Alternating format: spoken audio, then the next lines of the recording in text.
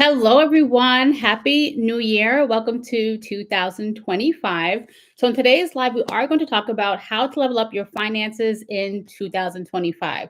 So, when I'm recording this video, it is January 2nd. So, this is the time of year where many of us are talking or thinking about our financial goals, New Year's resolutions, all of the things. So, I figured today will be fitting to talk about how to begin leveling up your finances in 2025. So, the first thing I want to talk about is giving yourself grace. That's always going to be the first step when it comes to making changes in any aspect of your life, but especially when it comes to your finances. So, you think about where you are right now. You may have had a great year last year in 2024. You may have had a horrible year in 2024. So, this is the time of year where you might be saying to yourself, well, last year was horrible. I failed miserably. I made so many mistakes. And so you're kind of being hard on yourself, which might make it hard to focus on what you want to work on in the upcoming year. But I want to tell you that the first step to making any progress is giving yourself some grace and forgiving yourself. When it comes to forgiveness, I think we tend to give grace to others, but we don't give ourselves that same courtesy. So I'm letting you know right now, this is your sign to give yourself that grace and forgiveness.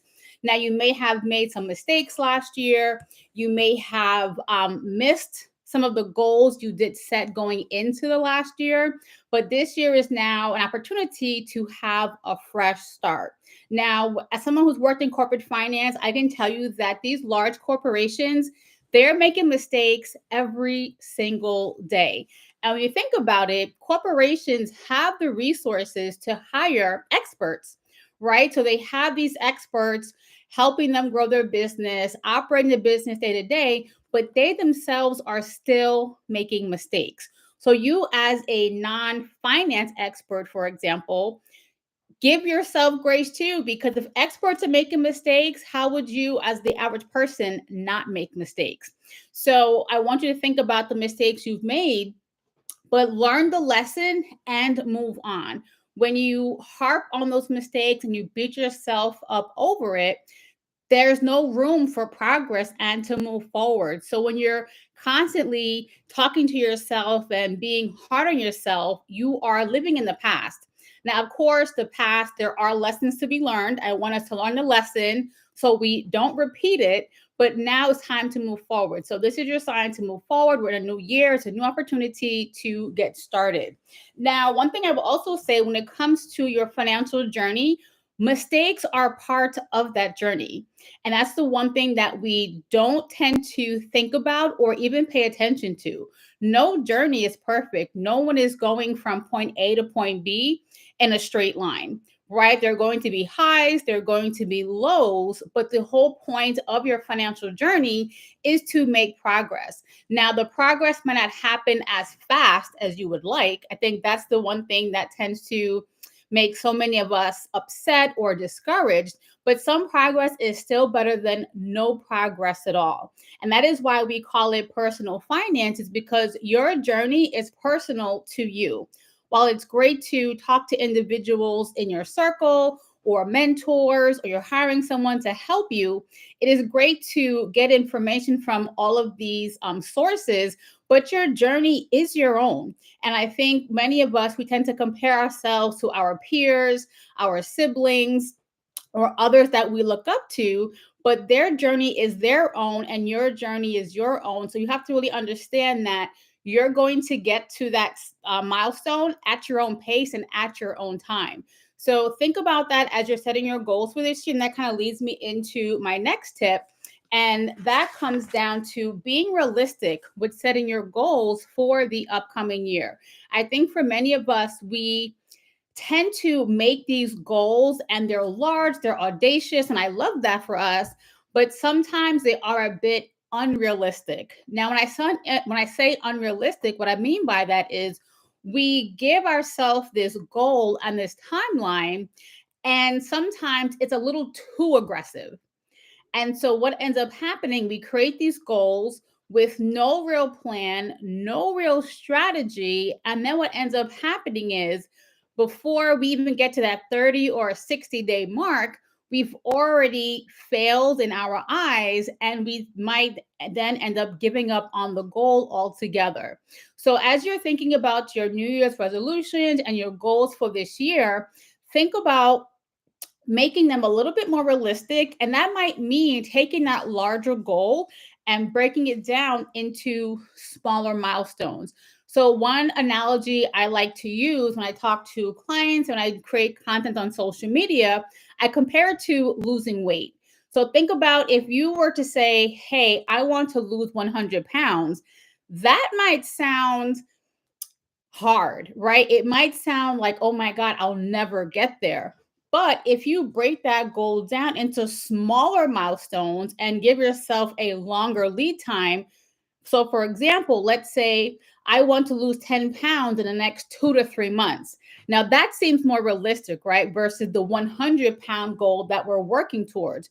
So, if you're working on these smaller milestones, slowly but surely, as you begin to commit to that first milestone, you will start to see the progress. And eventually, as long as you commit to it, now, of course, you might make mistakes along the way and you may have some setbacks, but as long as you are recommitting and staying focused, you will eventually reach that goal of the 100 pounds. But when you just set this goal of 100 pounds with no plan, no strategy, and not a realistic timeline, you're setting yourself up for failure. So think about your personal finances in that very same fashion. So, for example, if you were to say, hey, Bella, I want to save $5,000, great. Now, if you already don't have the habit of saving money, you have to really create a plan for yourself and do your best to stick to it, right? There are some people who are natural savers and others, like myself, who are natural spenders. So, as a natural spender, right, I have to really be disciplined and really give myself the tools to help me reach that goal. So, for example, if you're trying to save this $5,000 and you've never saved $5,000 before, that might seem next to impossible for you. So, what you would need to do is break that goal down into smaller, what I like to call bite sized pieces. So, for example, if you break down $5,000 in a quarterly fashion, so every 3 months, that comes down to $1,250 every quarter. If you break that down even further, it comes down to about $417 per month. Again, break that down even further, it's about $104 a week.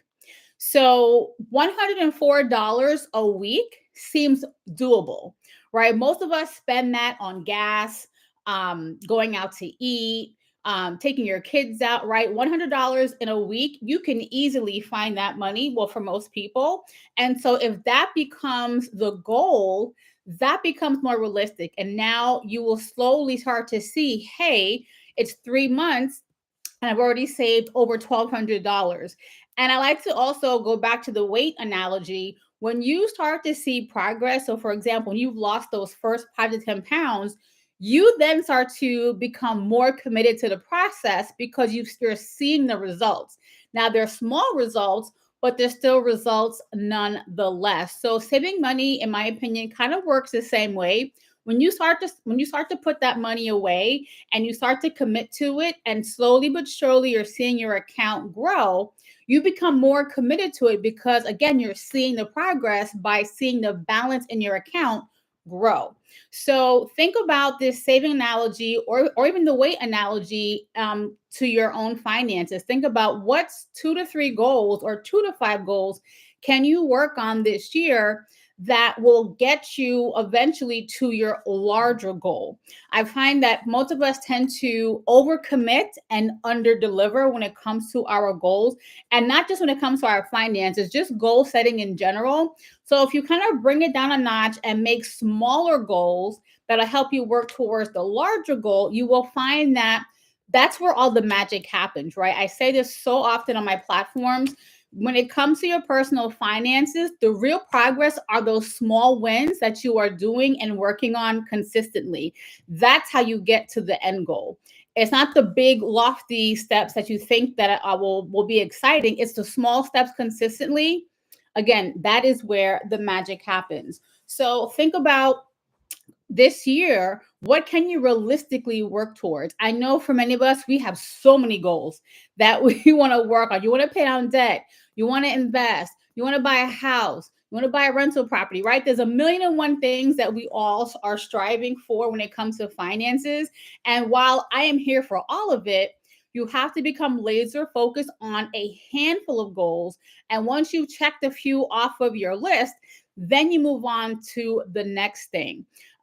This is definitely going to help those of you who are trying to buy a house, for example. Buying a house, not like buying a car, right? When it comes to that process, there's so many pieces that go into it, right? Your credit has to be intact. You have to have steady employment. You have to show proof of income. You have to have down payment money. So many pieces go into that. And so, if your goal is to buy a house, you have to focus on the things that are going to help you get to that end goal. So, for example, working on your credit, increasing your savings, paying down debt. Until you address all of those things, the buying the house is never going to happen. So, again, think about what I just said in regards to your financial goals for this year. And I promise you, when you start to be more realistic in your goal setting, you will start to see real progress in your finances. Now, I do recommend writing your goals down. Now, I know we all kind of approach this differently. I know for myself personally, I do have a vision, which I need to update, by the way, for this year. I personally love physical vision boards. I know there are ways to create a digital one using apps on your phone, on your tablet. I'm a little old school. I do like the physical vision board. I like to cut pictures out and to print things out and put it up on my board. But again, that's just my personal preference. But on my vision board, I do have my goals for the year, whether it's fitness goals, financial goals, business goals, career development goals. That is what kind of keeps me grounded throughout the year. But also, when it comes to goals, they can change. You might find that you're working towards just one goal, but you realize, hey, I need to pivot and focus on something else. And that's totally okay. Don't feel bad about abandoning a goal if that goal no longer serves you or it's no longer going to get you to the ultimate endpoint that you were trying to arrive at. Now, besides a physical vision board, you can have a journal, a diary. Again, there are tons of apps you can use for this as well. It all comes down to personal preference.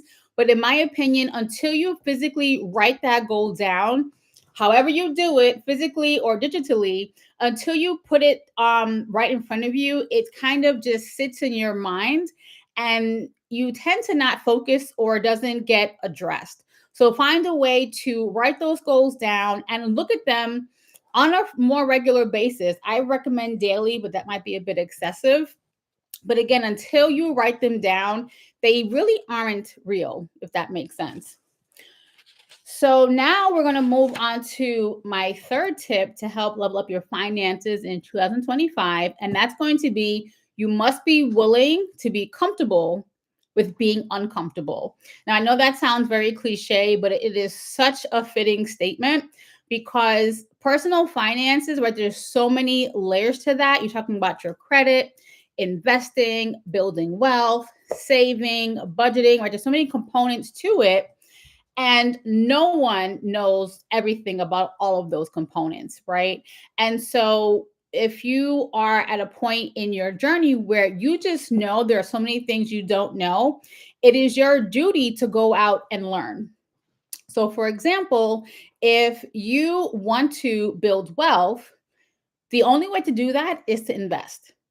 Now, if you know nothing about investing, you can't just sit on the excuse that I don't know anything about investing. You have to actually go out and make the effort to learn. Now, of course, you want to meet yourself where you are. I definitely am not of the mindset where you have to go hard or go home. It's all or nothing.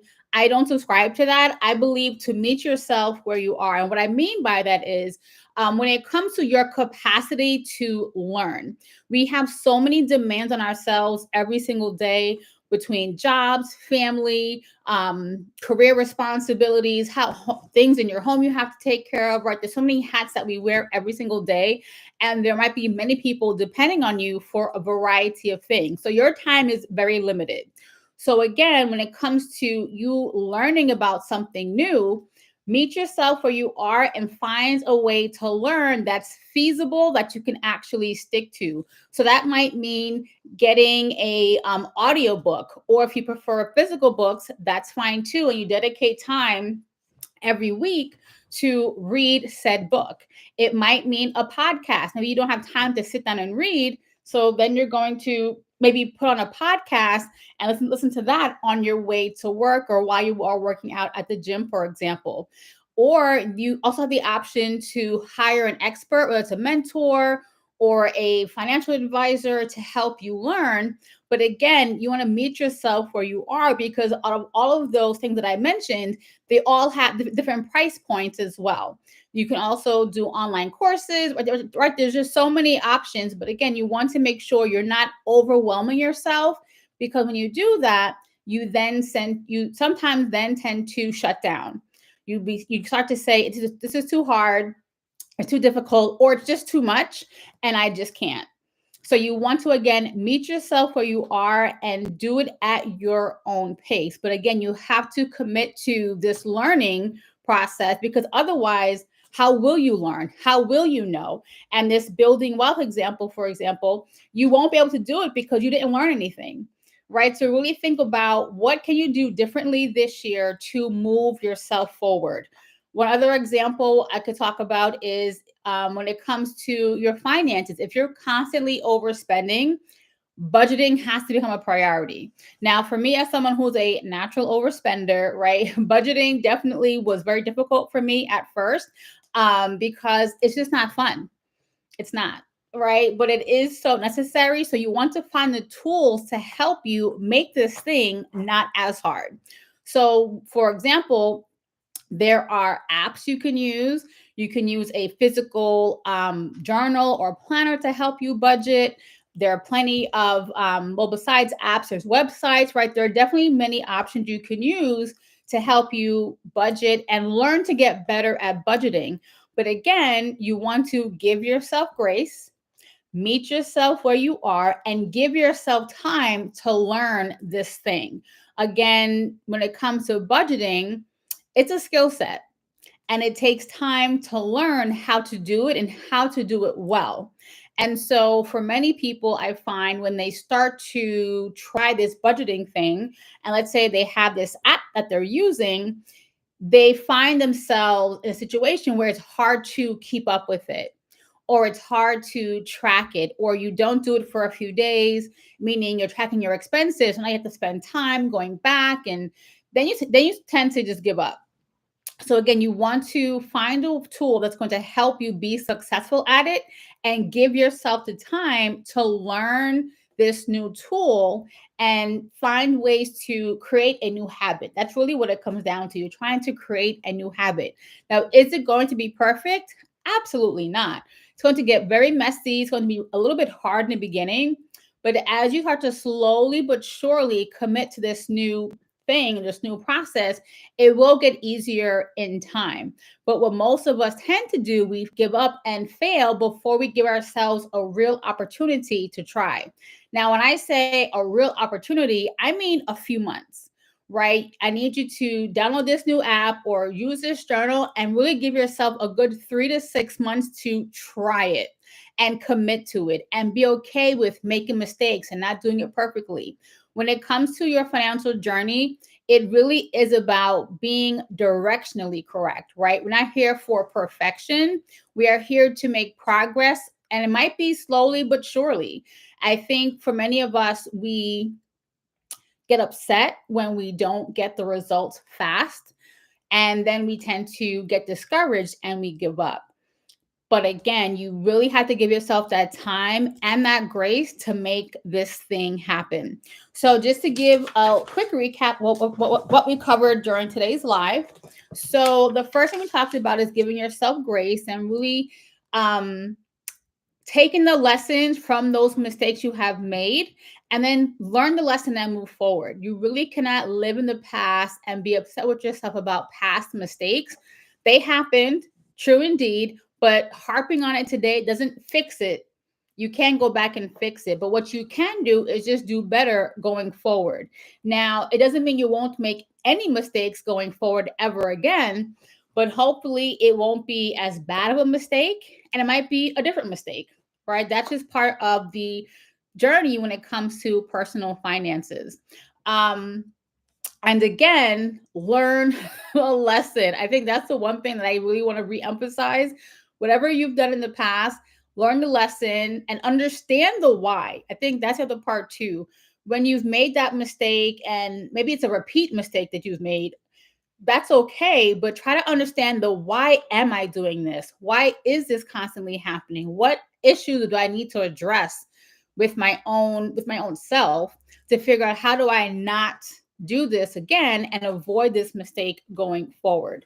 A lot of us have childhood trauma when it comes to finances, so there might be some of that component in there as well.